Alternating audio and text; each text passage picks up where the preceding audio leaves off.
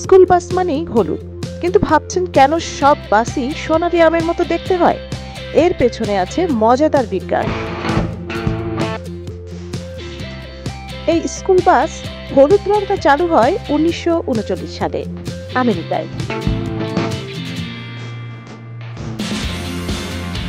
কারণ এই রং নাকি দূর থেকে খুব সহজেই স্পষ্টভাবে চোখে পড়ে। ভোর হোক সন্ধ্যা হোক, এমনকি কুয়াশা ঢাকা রাস্তা, এই রংটা এমনই চোখে পড়বেই।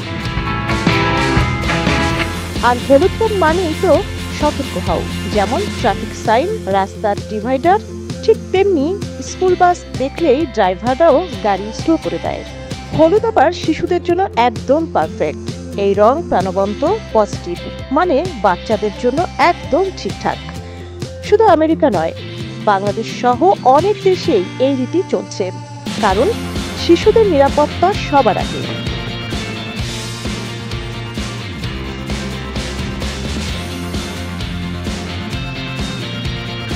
একটা রং শুধু রং না, কখনো কখনো সেটা জীবন বাঁচায়।